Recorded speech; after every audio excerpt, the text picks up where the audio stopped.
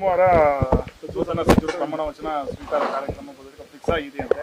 ತಾವು ಕೂಡ ಆಕಾಂಕ್ಷಿಯಾಗಿದ್ರಿ, ಮೊದಲಿಂದಲೂ ಕೂಡ ಬೇಡಿಕೆ ಇತ್ತು, ಸಿಕ್ಕೋ ಚಾನ್ಸ್ ಇದೆಯಾ ಸರ್? ನೋಡಿ, ಮೊದಲೇ ಲೀಸ್ಟ್ನಲ್ಲೇ ನಾನು ಬರಬೇಕು ಅಂತ ಆಸೆ ಪಟ್ಟಿದ್ದೆ. ಮೊದಲೇ ಲೀಸ್ಟ್ನಲ್ಲಿ ತಪ್ಪೋಯ್ತು. ಎರಡನೇ ಲೀಸ್ಟ್ನಲ್ಲಿ ಆದರೆ ಕೊನೆಗೆ ಬರುತ್ತೆ ಅನ್ನೋಂಥ ನಿರೀಕ್ಷೆಯಲ್ಲಿದ್ದೇನೆ. ಯಾಕಂದರೆ ಸುದೀರ್ಘವಾಗಿ ಕಾಂಗ್ರೆಸ್ ಪಾರ್ಟಿಯಿಂದ 1981ರಿಂದ ಗುರುತಿಸ್ಕೊಂಡಿದ್ದೇನೆ, ಈಗೇನು ಹೊಸದಲ್ಲ. 81ರಿಂದ ನನ್ನ ಕಾಲೇಜ್ ಜೀವನದಿಂದ ಮುಗಿದ ನಂತರ ಕಾಂಗ್ರೆಸ್ ಪಾರ್ಟಿಯಲ್ಲಿ ಗುರುತಿಸ್ಕೊಂಡಿದ್ದೇನೆ. ನಾನು ಹಲವಾರು ಪಕ್ಷದಲ್ಲಿ ಇರ್ತಕ್ಕಂಥ ಹುದ್ದೆಗಳನ್ನು ಕೂಡ ಸ್ವೀಕಾರ ಮಾಡಿ ಕೆಲಸವನ್ನು ಕೂಡ ಮಾಡಿದ್ದೇನೆ. ವೈಸ್ ಕನ್ವೀನರ್ ಕಿಸಾನ್ ಸೆಲ್ ಆಗಿ ಕೆಲಸ ಮಾಡಿದ್ದೇನೆ. ವೈಸ್ ಪ್ರೆಸಿಡೆಂಟ್ ಆಗಿ, ಸ್ಟೇಟ್ ವೈಸ್ ಪ್ರೆಸಿಡೆಂಟ್ ಆಗಿ, ಸೀನಿಯರ್ ವೈಸ್ ಪ್ರೆಸಿಡೆಂಟ್ ಅಂತ ಕೆಲಸ ಮಾಡಿದ್ದೇನೆ. ಸಾಕಷ್ಟು ಇವತ್ತು ಬಳ್ಳಾರಿ, ಬೆಳಗಾಮು, ಬಿಜಾಪುರ, ಧಾರವಾಡ, ಹಾವೇರಿ, ಗದಗು ಎಲ್ಲೆಲ್ಲಿ ನನ್ನನ್ನು ಅಬ್ಸರ್ವರ್ ಆಗಿ ಕಳಿಸ್ತಿದ್ರು ಅಲ್ಲೆಲ್ಲ ಕೂಡ ಯಶಸ್ವಿಯಾಗಿ ಪಕ್ಷದ ಪರವಾಗಿ ನಾನು ಕೆಲಸ ಮಾಡಿದ್ದೇನೆ. ಇದು ನನ್ನ ಪಕ್ಷದ ನಿಷ್ಠೆ ಮತ್ತು ಸೇವೆ ಮಾಡಿದಂಥ ಆ ದೃಷ್ಟಿಯಿಂದ ನಾನು ಕೊಡಲೇಬೇಕು ಅನ್ನುವಂಥ ಬೇಡಿಕೆ ಇಟ್ಟಿದ್ದೀನಿ. ಅತ್ಯಂತ ಉತ್ತರ ಕರ್ನಾಟಕ ಭಾಗದಲ್ಲಿ ಇವತ್ತು ಸೀನಿಯರ್ ಇದ್ದೇನೆ ಅನ್ನುವಂಥ ಮಾತನ್ನು, ಯಾಕಂದರೆ ಡಿ ಕೆ ಶಿವಕುಮಾರ್ ಅವರು ನಾವು ಒಟ್ಟಿಗೆ ರಾಜಕಾರಣ ಪ್ರಾರಂಭ ಮಾಡಿದ್ದು. ನಾನು ಕೋಆಪರೇಟಿವ್ ಮೂವ್ಮೆಂಟಿಂದ ಬಂದಿದ್ದೀನಿ, ಅವರು ಕೋಆಪರೇಟಿವ್ ಮೂವ್ಮೆಂಟಿಂದ ಬಂದಿದ್ದಾರೆ.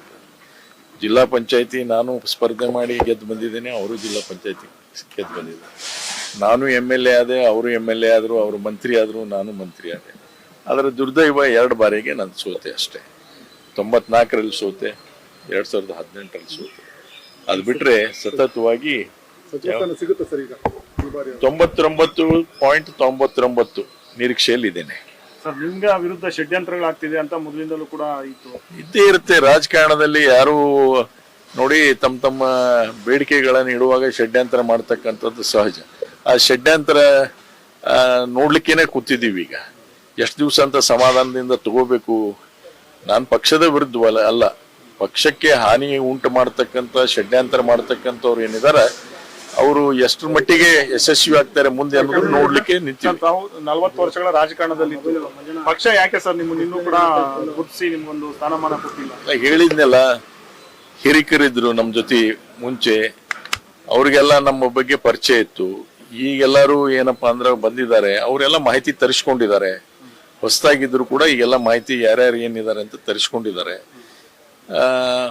ಮುಖ್ಯಮಂತ್ರಿಯವರಾಗ್ಲಿ, ಮಾಜಿ ಮುಖ್ಯಮಂತ್ರಿಯವರಾಗ್ಲಿ ಎಲ್ಲರೂ ನಮ್ಮ ಬಗ್ಗೆ ಪರಿಚಯ ಇದ್ದವರಿದ್ದಾರೆ. ಅವ್ರ ಮಾಹಿತಿಯನ್ನ ಕೊಟ್ಟಿರ್ತಾರೆ. ನೋಡೋಣ ಏನಾಗುತ್ತೆ, ಕಾದ್ ನೋಡೋಣ. ಸರ್, ಆಮೇಲೆ ತಮ್ಮ ಹೆಸರು ಸ್ಪೀಕರ್ ಸ್ಥಾನಕ್ಕೆ ಕೇಳ್ಪಡದೆ ಇಲ್ಲ, ಅದ್ರ ಬಗ್ಗೆ ಯಾವುದು ನಾನು ನನ್ನ ಜೊತೆ ಯಾರು ಚರ್ಚೆನೂ ಮಾಡಿಲ್ಲ ಅಥವಾ ಅದ್ರ ಬಗ್ಗೆ ಇವತ್ತು ಪ್ರಸ್ತಾಪ ಆಗಿಲ್ಲ. ಒಂದ್ ವೇಳೆ ಸರ್ ಸ್ಪೀಕರ್ ಸ್ಥಾನ ಇಲ್ಲ ಬಿಡಿ, ಅದು ಹೈಪೋಥಿಕಲ್. ಮೊದಲು ಮಂತ್ರಿ ಆಗೋಣ, ಜನಕ್ಕೆ ಸಂಬಂಧ ಕೆಲಸ ಮಾಡೋಣ.